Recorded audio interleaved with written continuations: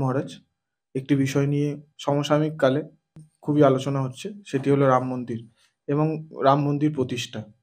এখানে রামলালার বিগ্রহ যে প্রতিষ্ঠা করা হয়েছে, সেখানে আমাদের ভারতের যে 4 জন শঙ্করাচার্য তাদেরকে ইনভিটেশনও করা হয়নি এবং তারা এই প্রতিষ্ঠা মানে অশাস্ত্রীয় বলে মনে করছেন এবং ভারতে শঙ্করাচার্যদের ভগবান হিসেবে মানা হয় এবং আদিগুরু শঙ্করাচার্যের পরবর্তী সময় যারা যে সমস্ত শঙ্করাচার্য আসছে ট্র্যাডিশনে, তারা সকলেই শঙ্করের সমান।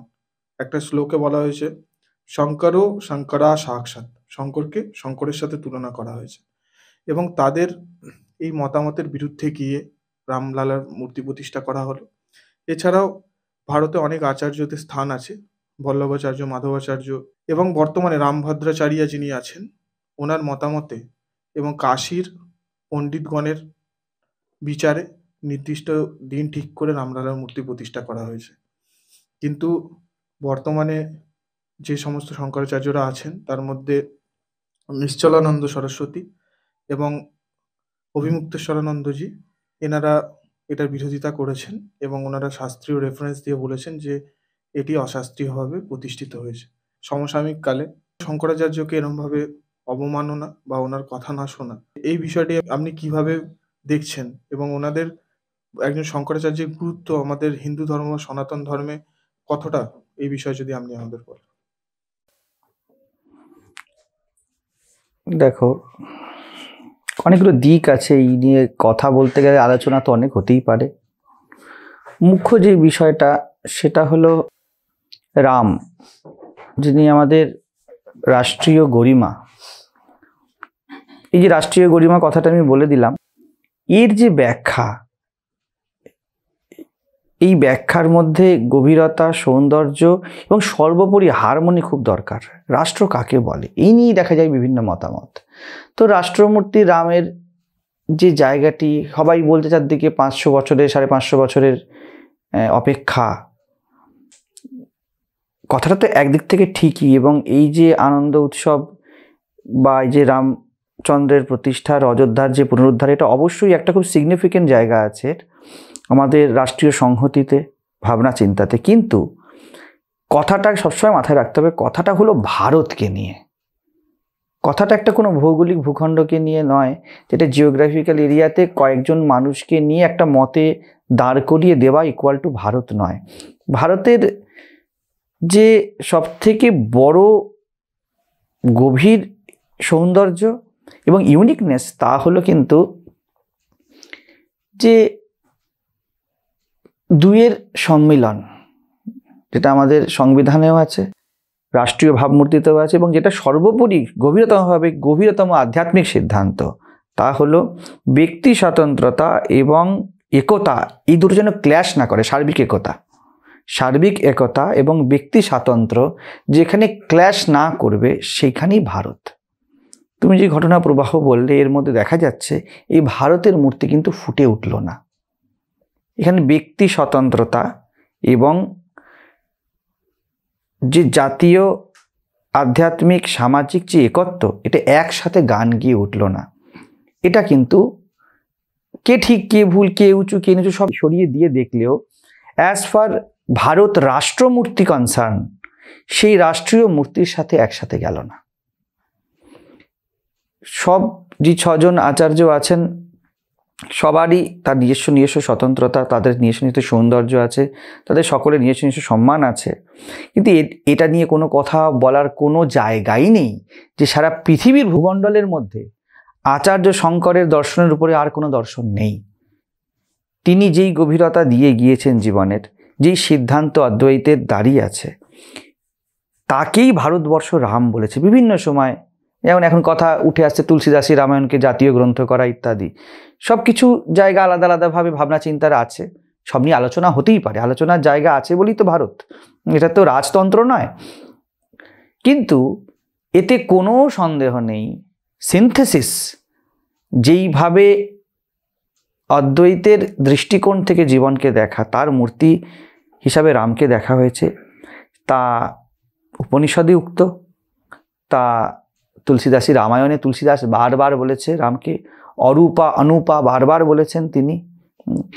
রামের যে মুখ্য মূর্তি, কালকে আমরা আলোচনা করতে করতে তুমি ছিলে, দেবী ভাগবত খুললাম, তাতে দেবী ভাগবত যদি এটি পুরাণের অন্তর্গত, স্মৃতিশাস্ত্রের অন্তর্গত দিক, কিন্তু তার মধ্যেতেও দেবী নিজেই ঘোষণা করছেন, অবশ্যই দেবী মানে কোনো ঋষিমুখী কথা বলছেন তিনি, কোনো দেবী তো কথা বলছেন না, ঘোষণা করছেন আমার সর্বব্যাপী অদ্বয় যে সত্তা সেটাই সর্বোৎকৃষ্ট। এইবারে যে এই যে উঁচু নিচু করা হলো, এটা কিন্তু ভেদভাবে উঁচু নিচু নয়, জীবনের সিদ্ধান্ত, সর্বোপরি জীবন, তারপরে জীবনের সিচুয়েশনস, এর মধ্যে বলার কোনো জায়গাই নেই যে জীবনের গুরুত্ব সব থেকে বেশি রাদার দেন জীবনের সিচুয়েশন। এই জীবনের প্রতিনিধি রাম। উপনিষদে রামচন্দ্র নিজেকে বলছেন যে বেদান্তে সুপ্রতিষ্ঠিতম। যদি হনুমান আমাকে জানতে হয় তাহলে তুমি মুক্তিক উপনিষদের কথা, যদি পরবর্তী সংযোজন মুক্তি উপনিষদ মুখ্য উপনিষদ নয়, কিন্তু তাকে উপনিষদের স্থান দেওয়া হয়েছে, মানে তার একটা সিগনিফিকেন্ট আছে। পরবর্তীকালে উনি বলেন যে ঋগ্বেদের কথা, সাযুজ্য, শালক্য ইত্যাদি পরবর্তীকালে অনেক কিছু বলেন, কিন্তু সেখানে প্রথম উত্তর রামচন্দ্রের হনুমানকে, আমি বেদান্তে সুপ্রতিষ্ঠিত, অর্থাৎ বেদান্তের যে মূলভূত সিদ্ধান্ত। তো যতদূর পর্যন্ত কোনো কাউকে ছোট করে বড় করে নয়, এই সিদ্ধান্ত দাঁড়িয়ে আছে, এই সিদ্ধান্তের স্থান সর্বোচ্চ হবেই, সে কোনো রকমের জাতি বর্ণ ধর্ম নির্বিশেষে সবার ক্ষেত্রে হবে। কেউ কি বলতে পারে জীবনের থেকে কিছু বড়? এবার জীবনকে কে কীভাবে ডিফাইন করে সেটা আলাদা কথা। তো এই যে দেখা যাচ্ছে যে আপাত ক্ল্যাশ, ধর্মশাস্ত্র বা শাস্ত্র এমন একটা জিনিস যার যাবতীয় কন্ট্রাডিকশন পণ্ডিতবর্গ নিয়ে সারা জীবন কচর কচর করেছে। তো আমাদের যে 6 জন আচার্য আছে মুখ্য, এর মূল সিদ্ধান্ত কিন্তু আলাদা নয়। এই যে স্বরদর্শন, এটা কিন্তু শ্রুতিরই বিভিন্ন দিক মাত্র। ফলে যদি এইগুলোর মধ্যে ক্ল্যাশ থেকে যায়, তাহলে কিন্তু খুব চিন্তার বিষয় ভারতীয় রাষ্ট্রমূর্তি এবং রামকে নিয়েই। রামের, আমরা শ্রীরামকৃষ্ণের কথামৃততেই পড়েছি, রাম নিজের স্বরূপ বলতে গিয়ে বলছেন, ঋষিমুখী অবশ্যই, जो राम दशरथ का बेटा वही राम घट घट में लेटा, वही राम जगत पसेरा, वही राम है सबसे न्यारा। দেখো 4টে স্তর রাম নিজেই বলে দিচ্ছেন। আজকে যে অযোধ্যায় মূর্তি প্রতিষ্ঠিত হলো, ও হলো দশরথ কা বেটা।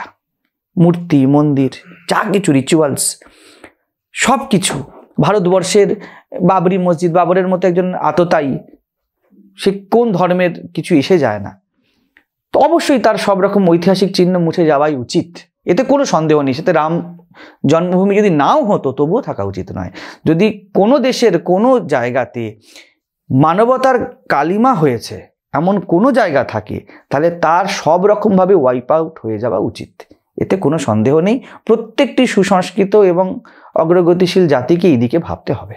কিন্তু জায়গা একটাতে যে রাম, আমি কালকে আলোচনা করতে গিয়ে বলছিলাম, সিংহ হায়নার পিছু ছোটে না, রাম সেই পুরুষ সিংহ, ভারতীয় রাষ্ট্রমূর্তি, সেই ধ্যানময় মূর্তি, যার ছোটোখাটো বিজয় এইরকমভাবে দেখা সাজে না।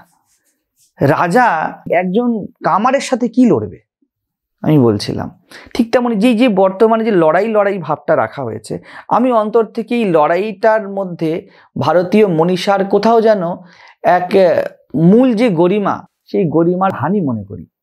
কারণ প্রশ্ন এইটা নয় যে রামচন্দ্রের অযোধ্যায় মূর্তি বা মন্দির প্রতিষ্ঠা হলো, প্রশ্ন এই জায়গাটা দাঁড়িয়ে গেল, আমি যেটা বলে থাকি যে এটা বিরোধিতায় বেশি হলো। এটা রামের যোগ বাশিষ্ঠের উপর দাঁড়িয়ে, উপনিষদের সিদ্ধান্তের উপর দাঁড়িয়ে, তুলসীদাসী রামায়ণে তুলসীদাসের রামের যে স্বভাব, যে স্বরূপ তিনি ব্যাখ্যা করছেন, বাল্মীকি যে স্বরূপ বলছেন, সন্তরা যে স্বভাব বলেছেন, কবির যে স্বভাব বলেছেন, তার উপর দাঁড়িয়ে হয়নি। এটা একটা দুঃখের জায়গা বটে। কিন্তু অবশ্যই আবার আমি এখানে মনে করাবো, এটা খুব বড় সিগনিফিকেন্ট। যখন কোনো একটা খেলার মাঠ তৈরি হয়, খেলুড়ে যদি নাও থাকে তবু এটা একটা সম্ভাবনা যেখানে অনেক খেলুড়ের জোগাড় হতে পারে, তারা নতুন নতুন ম্যাচ টুর্নামেন্ট করতে পারে। ঠিক তেমনি দশরথ কা বেটা রামের প্রতিষ্ঠা হয়েছে, কিন্তু ওহি রাম ঘট ঘট মে লেটা, সবার মধ্যে দেখা তখন হবে যখন ভারত কিন্তু এই যে কাস্ট ক্রিড এইগুলোকে ভুলবে। ওহি রাম জগৎ পসেরা। জগৎ পসেরা মানে যখন এই ভৌগোলিক সীমার বাইরেও ভারত নিজেকে দেখতে পাবে, ভারতবাসী নিজেকে দেখতে পারবে, এবং তার থেকেও ততোধিক বেদান্ত সিদ্ধান্ত ওহি রাম হ্যাঁ সবসে ন্যারা, নির্গুণ নিরাকার, সব থেকে আলাদা, এটা দেখা হবে। এবারে থেকে গেল যে শঙ্করাচার্যের নিজের কথা একে অপরের সাথে, যেমন আমি প্রথমে বললাম এটা খুব দুঃখজনক। আমার যেখানে একটি জিনিস দেখছিলাম যে শঙ্করাচার্য এবং অন্য যারা আচার্য আছে, ধরুন রামভদ্রাচার্য আছেন, এই আচার্যদের মধ্যে একটা কোথাও একটা মানে ক্ল্যাশ তৈরি হচ্ছে সিদ্ধান্তের। তো যে সমস্ত আচার্য সনাতনের স্তম্ভস্বরূপ এবং যাদের উপরে নির্ভর করে পুরো সনাতন ধর্ম তথা ওই জাতি পুরো একদম অপেক্ষায় থাকে ওনাদের সিদ্ধান্তের, নিজেদের মধ্যে যদি এইরকম ক্ল্যাশ তৈরি হয়ে যেত, এটা কি কোথাও একটা সাধারণ মানুষের জন্য চিন্তার বিষয় নয়? নিশ্চয়ই চিন্তার বিষয়, নিশ্চয়ই চিন্তার বিষয়। প্রথম ব্যাপার হলো শ্রদ্ধেয় অভিমুক্তেশ্বরানন্দজি যে সিদ্ধান্তটি দিয়েছেন, এটি খুব আমার ভালো লেগেছে ব্যক্তিগতভাবে। ভালো লেগেছে এই অর্থে যে যেই দর্শনটি উনি বলছেন মন্দির বিষয়, আমি কারোর পক্ষে বিপক্ষে বলছি না, এটি খুব সর্বৈব মান্য এবং সর্বোচ্চ সুন্দর সিদ্ধান্ত। এখনও পর্যন্ত আমি যদিও খুব বেশি ঘাটিনি, সোশ্যাল মিডিয়া প্ল্যাটফর্মে বা যেটুকু আমি খবর সংবাদ পেয়েছি, তার মধ্যে যারা এই যেটা মূল কথা ছিল মন্দির এখনো অসম্পূর্ণ, তার মধ্যেই প্রতিষ্ঠা করা হলো, এর জায়গাটায় আচার্য শঙ্কর হিসেবে অভিমুক্তেশ্বরানন্দজি সিদ্ধান্তটি বলছেন, এটির একটি সার্বজনিক মান্যতা সিদ্ধান্ত আছে, এর যথেষ্ট সুন্দর রেফারেন্স আছে এবং জীবন দর্শনে এর খুব সৌন্দর্য আছে। কারণ আমাদের দেহকে মন্দির বলা হয়েছে, ঠিক? এই মন্দিরের এক একটা অংশ হলো মন্দিরের এক একটি অংশ। নাট মন্দিরকে একরকমভাবে বোঝানো হয়, ঠিক আছে? গর্ভ মন্দিরকে আমাদের হৃদয়ের সাথে তুলনা করা হয়, বিগ্রহকে পরমাত্মার সাথে তুলনা করা হয়। উনি যে কথাগুলি বললেন আমার সুন্দরও লেগেছে, কারণ ভারতীয় দর্শনের সাথে সমতুল। যদি সব বই ফেলেও দিই, তবু এই জীবন দর্শন জীবনকে উন্নত করতে পারে। ভারতীয় মন্দির সিদ্ধান্ত শুধু মন্দিরই হয়নি, একটি গাছের নিচেও ভারত মন্দির বানিয়ে দিয়েছে, শিব মন্দির গাছের তলায় তৈরি হয়েছে। তো যে মন্দিরের যে কনসেপ্ট, সেটা কিন্তু খুব গভীর কনসেপ্ট, মন্দির বানানো হোক বা না হোক, ঠিক আছে? তার বেদি, তার একটা ব্যাখ্যা আছে। তো আমরা তো পূজা করি, জানি, আমরা পীঠ পূজা করি যখন, ইত্যাদি। ঠিক যেমন অসম্পূর্ণ মন্দির হিসাবে উনি যে যুক্তিটি দাঁড় করিয়েছেন, ওই যুক্তিটি গ্রহণযোগ্য, ঠিক তেমন এটাও ঠিক। বিভিন্ন জায়গাতে বিভিন্নভাবে শাস্ত্রের বিভিন্ন রেফারেন্স আছে। আমি এখনো পর্যন্ত এর বিপরীতে হয়তো ভবিষ্যতে দেখতে পাবো, অথবা আমার অজ্ঞানও হতে পারে, এর অন্যদিকে কিন্তু খুব সশক্ত, সুন্দরতম, যা জীবনকে উন্নত করে, অন্য কোনো রকমের কিন্তু শাস্ত্রীয় ব্যাখ্যা দেখিনি। কিন্তু মহারাজ, এই মন্দিরের যারা এই নির্দিষ্ট সময় নির্ধারণ করেছে, কোন সময় মুহূর্ত নির্ধারণ করেছে, তারাও কাশীর বিদ্বৎ। বুঝতে পেরেছি। আমি এক্ষুনি কবির যে দোহাটা লিখছিলাম তাতেই বলা হলো যে গুণবান কে সমাদৃত হয়েছে কি না হয়েছে এর উপর ভিত্তি করে দেখা উচিত নয়। কাশীর বিদ্বান বা বেনারসের কোনো পণ্ডিত বা যিনিই হোক না কেন, আমি যখন বললাম যে এটা সুন্দর দিক আছে, তখন আমি কোনো একজন ব্যক্তি বলেছে বলে দেখছি না। এটি যদি উনি শান্তনা গাঙ্গুলি উনিও যদি বলতেন, তার মধ্যে যদি সারসত্তা অন্তঃকরণ পেত, যেটা সহজ, সেটা আমরা গ্রহণ করব। শাস্ত্র কখনো বলেনি শাস্ত্র প্রমাণ মানতে হবে, তিনটি শব্দ বলেছে শাস্ত্র, শাস্ত্র প্রমাণ, ঠিক আছে, মহাপুরুষদের যে পথ, এবং সর্বোপরি তোমার যুক্তি, তোমার বুদ্ধি, তোমার অনুভব, এই তিনটে মেলাতে বলেছে। শাস্ত্র বলেনি তোমার অনুভব বিরোধিতা করছে আর তুমি কোনো জিনিসকে গিলে ফেলো, ঠিক আছে? তো এটি কোনো একজন শঙ্করাচার্য বলেছেন বলে প্রশ্ন নয়, প্রশ্নটি এর মধ্যে কোনো সৌন্দর্য আছে কিনা। আবার হতেই পারে এই একই কথা কোনো অখ্যাত ব্যক্তি কাশীর গলি থেকে বসে বলেছে, বা পশ্চিমবঙ্গের কোনো একটা বস্তির ঝুপড়ি থেকে বলেছে, তার মধ্যে যদি জীবন দর্শন থাকে, সৌন্দর্য থাকে, তাহলে সেটা গৃহীত হবে। এটাই ভারত।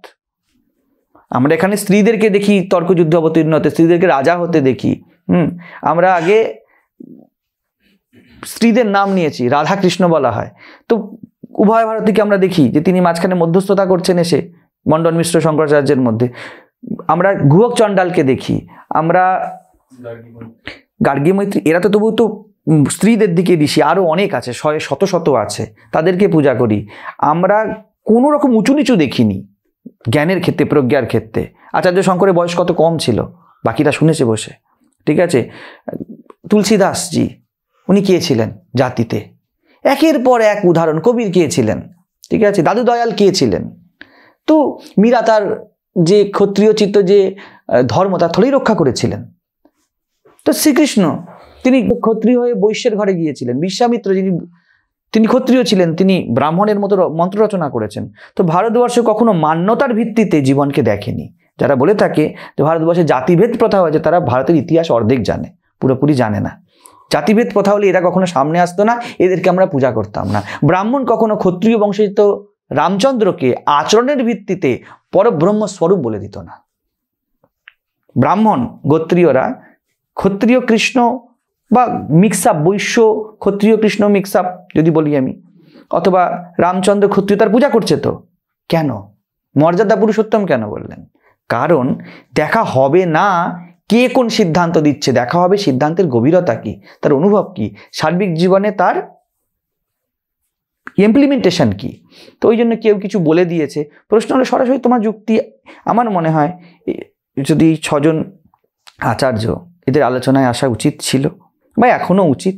কোনো জিনিস জীবনে শেষ হয়ে যায় না। আমাদের শাসন ব্যবস্থাই হোক, যাই হোক না কেন, কোনো পক্ষপাত না করেই আমার মনে হয় যে জীবনের সন্ন্যাস, বা যেখানে এরকম বৃহৎ আচার্য এমন বড় দর্শন আছে, তার সাথে সিনথেসিসে আসা উচিত ছিল বা আসা উচিত। এইখানে যে আপাত ক্ল্যাশটি দেখা যাচ্ছে, আমার মনে হয় ওটা আলোচনার মাধ্যমে সমাধান হতে পারে অবশ্যই, এবং তা হওয়া উচিত। ঠিক এই ক্ল্যাশটি যখন ইংরেজ শাসনে চলছিল, আমি সকালে বলছিলাম, তখন এই হিন্দু মুসলমানের যে ক্ল্যাশ, যেটা দিয়ে এখন খুব বেশি হাইলাইটেড হয়েছে, রামচন্দ্রের জয় জয়কারের থেকে অবশ্যই প্রত্যেকের একটা ইমোশনাল দিক আছে। অনেক বেশি জয় জয়কার হয়ে গিয়েছে যে কোনো একটি নির্দিষ্ট জাতি ধর্মের উপরে আমরা উঠতে পেরেছি। ঠিক এই বিপরীত জাতিটিও এই আচরণটিই করছেন। তো আমাদের যে বিজয়, তা কিন্তু কোনো কিছু বিপরীতে দাঁড়াবে না। রাজার সৌন্দর্য ভিখারির প্রেক্ষিতে হয় না। রাজা ভিখারিরও রাজা, ধনপতিরও রাজা। তো রামচন্দ্র বা জীবনের যে সিদ্ধান্ত সেটা উঁচু। আর এই যে আচার্যরা, যেটা তুমি বলছো মূল জিনিস, যে তাদের মধ্যে যে মতভেদ, বিভিন্ন জিনিস মিশ্রিত হয়েছে, সামাজিক ব্যবস্থা, রাজনৈতিক প্রভাব, এ তো কোনো বলার সন্দেহ নেই। মিডিয়ার হাইলাইট করা, আচ্ছা কোনো একটা ইস্যুতে মাসেসের একটা সময়ের ইমোশন, এই সব মিলিয়ে গিয়ে কিছু জিনিস সামনে আসছে। কিছু অসংযত কথাও কিছু কিছু বিশেষ বিশেষ আচার্যকে বলতে দেখা যাচ্ছে, যেগুলি ভারতীয় সংহতির ক্ষেত্রে হানিকর, বলা উচিত নয়। এবং আমার মনে হয় এনারা প্রজ্ঞাবান ব্যক্তি হয়েও কোনো একটি নির্দিষ্ট দিকে যখন ব্যক্তিত্ব ফর্ম হতে শুরু করে, তখন মানুষ এটা ভুলে যায় যে আমাদের সার্বজনিক দায়িত্ব কি। তার মানে তার দায়িত্ব জ্ঞান শূন্য তা নয়, কিন্তু জীবনে এমন এমন সময় আসে। সেই জন্য ভারতবর্ষ তো এই কথা বারবার বলেছে, জ্ঞানীরও সচেতনতা চাই।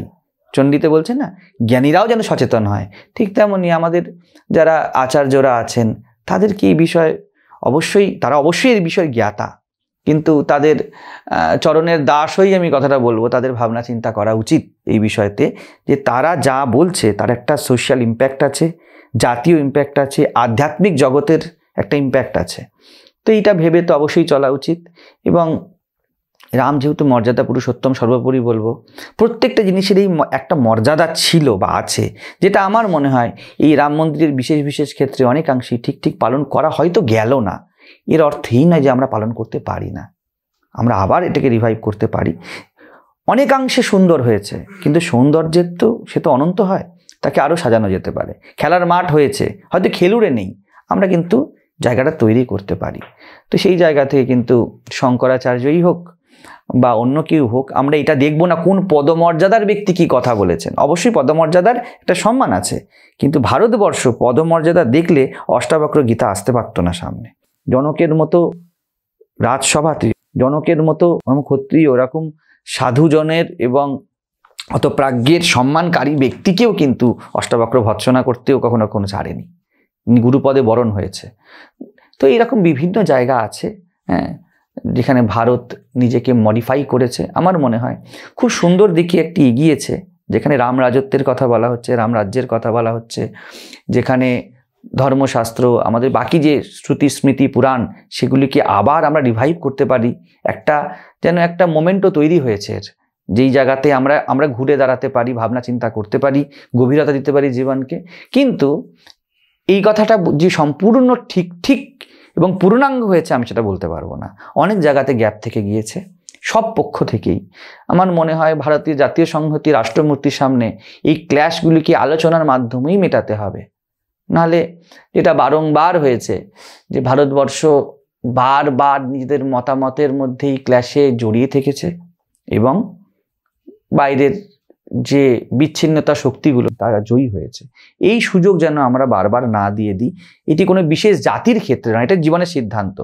যখনই দেখা যাবে আমাদের ভিতরে ইমিউনিটি সিস্টেম গোলমাল করবে, তখনই কিন্তু বাইরে থেকে সহজেই আমরা রোগগ্রস্ত হব। তো এই বিষয়ে তো অবশ্যই ভাবনা চিন্তার জায়গা আছে। আপনি মহারাজ ভিডিও চলাকালীন মাঝে একবার বললেন যে বাবর আততায়ী এবং তার সমস্ত কিছু মুছে যাওয়া উচিত, বা এরকম ধরনের একটা ভাব প্রকাশ করলেন। আমার তো মনে হয় এটা যদি হয় জিনিসটা বাস্তবে, তাহলে ভারতের যে দুর্বলতার দিক, ভারত তো বহিঃশত্রুর আক্রমণ ছিল, বাবরের যে আশাটা ভারতে, সেটা তো মানে মুছে যাবে। ভারত যে দুর্বল কোনো কালে হয়েছিল বা বারবার হয়েছে, এই যে ইংরেজ আক্রমণ হয়েছে, এগুলো তো ইতিহাস থেকে মুছে গেলে জিনিসটা খারাপই হবে। ঠিকই না, ইতিহাস থেকে মুছে যাওয়া উচিত নয়, এদের বিজয় সৌধগুলি মুছে যাওয়া উচিত। জ্ঞানের উপর অজ্ঞানের রাজত্বের যে চিহ্ন, সেটা মুছে যাওয়া উচিত। কিন্তু ইতিহাস আমরা ভুলবো না। বিকেলবেলাতেই বিবেক চূড়ামণিতেই নিয়ে আলোচনা করছিলাম, অসৎ এর ইমপ্লিমেন্টেশন আছে। অসৎ আমাদেরকে অনেক কিছু শেখায়। যেমন জ্যোতিষ শাস্ত্রে রাহু আর কেতু দুটি গ্রহের কথা বলা হয়।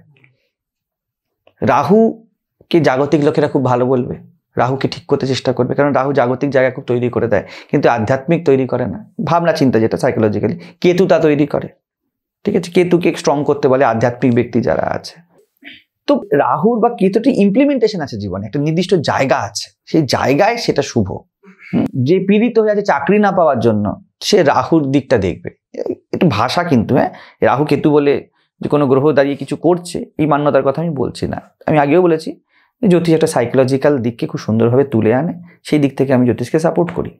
ঠিক আছে, আর কেতুর যে জায়গাটা সেটা আধ্যাত্মিক দিকে। ঠিক তেমনই বাবরের একটা ইমপ্লিমেন্টেশন আছে। বাবর আমাদেরকে, বাবরের মতো ব্যক্তিরা বা চেঙ্গিস খানের মতো ব্যক্তিরা বা পরবর্তী ঔরঙ্গজেবের মতো ব্যক্তিরা, এরা সকলেই কিন্তু আমাদেরকে দেখিয়ে দেয়, তুমি যে অর্থে কথা বলছো, যে দেয়ার ইজ সামথিং গ্যাপ।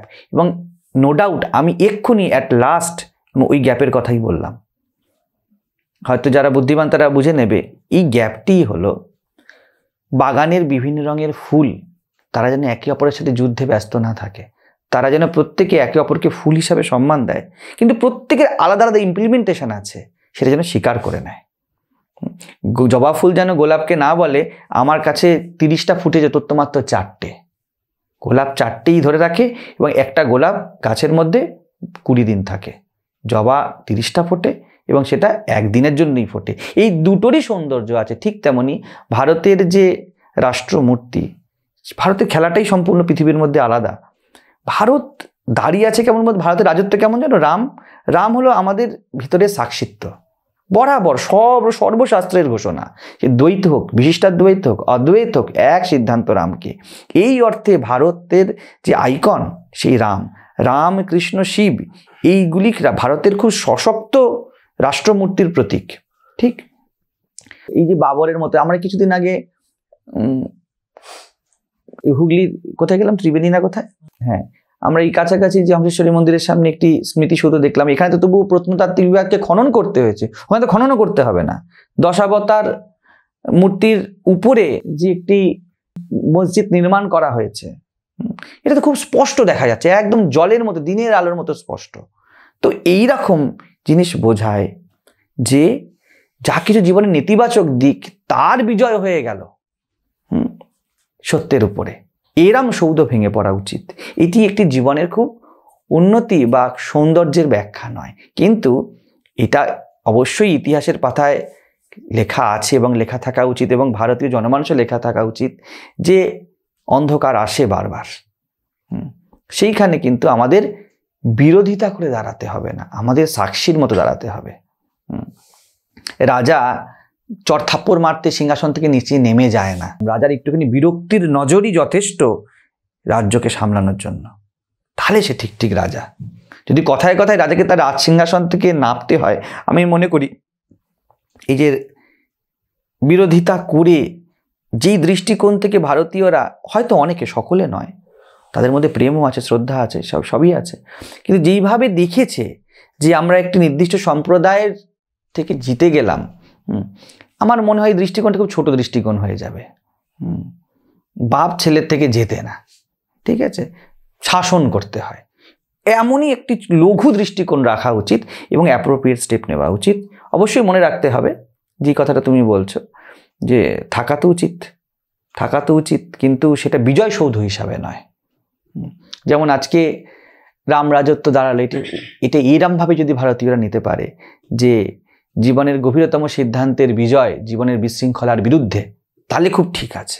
কিন্তু যদি এটি জাতিগত মেরুকরণ করে, তাহলে ভারতের সনাতন ভাবমূর্তি খর্ব হবে। আমি কখনই এটা বলবো না যে ভারত সহ্য করে যাক, ভারত অ্যাকশান নিক, কিন্তু রাজার মতো অ্যাকশান নিক। হ্যাঁ, ছ্যাঁচড়ামো না হয়ে যায়। যেমন বলা হয় না যে ঘরের কাজের মেয়ের সাথে মালকিন ঝগড়া করতে নেমেছে, মালকিন কি ঝগড়া করবে? ভারতবর্ষকে বা রামকে মালকিন কি হিসাবে বলছি? কোনো শাসক হিসাবে নয়, করুণাময় পিতা হিসাবে।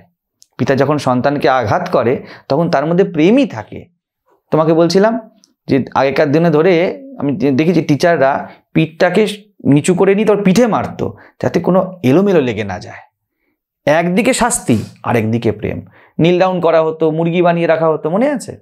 তো ভারতের দৃষ্টিকোণ যেন বিশৃঙ্খলতাবাদী শক্তিগুলোর প্রতি এরকম থাকে, তার পুরো ঊর্জা যেন সাক্ষিত্বে ধ্যানে থাকে, ধ্যান থেকে ভারত। ওটা যদি চলে যায় তাহলে কি হবে? বিজয় তো হয়েছে, জিতে তো গিয়েছি, কিন্তু জিততে গিয়ে আমি যাকে হারিয়েছি তার মতো অনেকটা হয়ে গিয়েছি। এটা একটা খুব গভীরতম হার হবে। তো জিত তো তখন যখন যে আমাকে হারাতে এসেছিল সে আমার ভিতরকে একটু হারাতে পারেনি, না হারাতে পারেনি। এটা খুব দরকার। আরেকটি প্রশ্ন হচ্ছে, এই যে এখন সোশ্যাল মিডিয়া প্ল্যাটফর্মসও দেখা যাচ্ছে এই মানে মন্দিরকে নিয়ে, বিশেষ করে মুসলিম সম্প্রদায়ের সাথে যেহেতু মসজিদটা যুক্ত, বাবরি মসজিদ, তো ওদের মধ্যে অনেকের মধ্যে কি হচ্ছে, বিরোধিতা সৃষ্টি করছেন যে এটা হওয়া উচিত ছিল না, বা এরকম অনেক বিবাদ যেটা এতকাল ধরে চলে আসছিল। সেম ইতিহাস তো পুরো ভারতের লোক পড়ছে, তারাও পড়ছে, আমরাও পড়ছি। তো তাদের মধ্যে বিরোধটা আসছে কেন? তাদেরও তো জানা উচিত যে আমাদের দেশে এক বহিঃশত্রু এসেছিল, সে অ্যাটাক করে আমাদের এইভাবে মানে আমাদের উপরে এরকম একটা জোর জুলুম করেছে। আমরা আবার পুনরায় আমাদের যেটা হিস্ট্রি সেটাতে ফিরে যাব। এটা তো একটা গৌরবের জিনিস। তো এটা তাদের মধ্যে আসছে কি জন্য? এটার কোথায়, এটার গলদটা কোথায়? দেখো, এই যে এখানে কি ছিল না ছিল, এটা একটা দীর্ঘ সময়ের যাত্রার মধ্যে দিয়ে গিয়েছে। এটা কিন্তু একবার রিভিউ হয়নি, বারংবার অনারেবল সুপ্রিম কোর্ট এই নিয়ে রিভিউ করেছে, বিভিন্ন পিটিশন দাখিল হয়েছে, বারবার বিভিন্ন লোককে পার্টি করা হয়েছে, তারা বিভিন্ন দিক থেকে দেখেছে এই জিনিসটা। আর প্রমাণ একটা প্রমাণ নয়, একটা হিস্টোরিক্যাল প্রুফ, একটা আর্কিওলজিক্যাল প্রুফ, আবার তারপর একটা দেখা গেছে আমাদের মাইথোলজিক্যাল প্রুফ। এই সব দিয়ে দাঁড় করানো হয়েছে। এবার যদি বলা হয় যে কিছু রুলস রেগুলেশন ভায়োলেশন হয়েছে কিনা, তখন আমি বলবো যে বিভিন্ন ক্ষেত্রে বিভিন্ন রুলস রেগুলেশন ভায়োলেশন হবে, জীবনের জন্য রুলস রেগুলেশনস, ঠিক আছে? যেমন 1947-এর পরে যে আমাদের ক্লজটা আছে যে যেটা যেমন আছে সেটা তেমন থাকবে, এমন একটা কথা আছে, যেখানে যেমন আছে তার সাথে কিছু কিন্তু সাব অপশানও দেওয়া আছে, যেখানে যেটা নিয়ে কাশী বিশ্বনাথ টেম্পলের যে রায় ঘোষণাতে বিচার করা হয়েছিল যে এক্সেপশনসও কিছু রাখা হয়েছে। জীবনে সব কিছু এক্সেপশন থাকবে। আমি মনে করি হিন্দু, মুসলিম, শিখ, খ্রিস্টান যেই থাক না কেন, যে ভারতের সামনে দাঁড়িয়েছে সে ভারতে আছে। এই ভারতের অন্ততপক্ষে, ভারত তো মডিফাই হয়েছে, ভারতের যে ভূখণ্ডের মধ্যে, মূল ভূখণ্ডের মধ্যে এখনো যারা আছে, যদি ধরেও নি, তাদের অন্ততপক্ষে যেটা সকলে বলছে আমাদের হওয়া উচিত, তাদের যে ভারতীয় সনাতনী এই জায়গাটা রাখা উচিত। হিন্দুর ভোলা উচিত সে হিন্দু, ইসলামে যারা আছে তাদের বলা উচিত তারা মুসলিম, খ্রিস্টানের ভোলা উচিত যারা খ্রিস্টান। ভোলা উচিত মানে কি? একটু আগে প্রথমে একদম সিদ্ধান্তে চলে যাও, ব্যক্তিগত যেই মতামত ধারণা তা যেন সমষ্টি মতের সাথে ক্ল্যাশ না করে। রামচন্দ্রকে কিন্তু আমরা হিন্দু ধর্মের নয় সনাতনের মোমেন্টো হিসাবে ধরবো। সনাতনের সর্বোচ্চ শিখর, সনাতনের সিদ্ধান্তে একটা সিদ্ধান্ত কি যেটা বলা হয়, লোকে বলছে, কিন্তু আমি দেখলাম বেশিরভাগ মানুষ যারা এই কথাটাও বলছে তাদেরও দায়িত্ব এই কথাটিকে বোঝা। বসুধৈব কুটুম্বকম বলছে, বসুধা মানে পৃথিবী, পৃথিবীতে যে আছে সে আমরা কুটুম্ব, আমরা সবাই এক প্রাণ। তা আমাদের ব্যক্তিগত কিছু পছন্দ অপছন্দ আছে, মতামত আছে, ধর্মমত আছে, তা যেন এই ঐক্যের পথে সহায়ক হয়, যেন বিরোধী না হয়ে যায়, ঠিক আছে? তো এই যে ঘটনা প্রবাহ চলেছে তার মধ্যে এ একরকম ব্যাখ্যা করছে, ও একরকম ব্যাখ্যা করছে, সব ব্যাখ্যাকে সরিয়ে দিই। আমি তো বলবো যে আইনের অনুশাসন আনাটা একটা বাইরের বিষয়। উচিত তো এটাই যে সকল সনাতন ভাবনা চিন্তাকারী যারা চায় যে জীবন সুস্থভাবে না বহুত্বে বিকশিত হোক অথচ জীবনে হারমোনি থাকবে, আমি তাদের কথা বলছি না যারা বলতে চায় সব লাল হয়ে যাবে বা সব সবুজ হয়ে যাবে, আমি এই দুই পক্ষকেই সঠিক বলছি না। যারা চায় যে নানাত্ব থাকবে অথচ হারমোনি থাকবে তারা সনাতনী। তাদের কিন্তু উচিত যে এই সনাতনের পক্ষে কোনো জিনিসটি করলে এই মুহূর্তে সব থেকে হেলদি হবে সেটাকে কোনো রকম ক্ল্যাশ ছাড়া আপন করে নেওয়া। সেটা কোনো মন্দির বানানো হতে পারে, কোনো মসজিদ বানানো হতে পারে, কোনো গির্জা বানানো হতে পারে, আবার হতে পারে কোনো মন্দির ভাঙার দরকার। এই ক্ষেত্রে কিন্তু ভারতের সংবিধানে বলে, তুমি তো জানবেই, যে আমরা পক্ষপাত দুষ্ট হব না।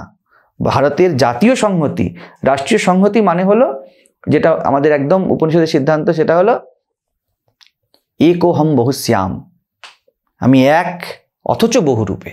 তাই যেমন ডান কানের থেকে বাঁ কান অপমানজনক কোনো স্থানে চলে যায় না, দুটি কিডনি আর লিভারের মধ্যে আমরা একটাকে চুজ করে নিই না, ঠিক তেমনইভাবে আমাদেরকে ভাবনা চিন্তা করতে হবে।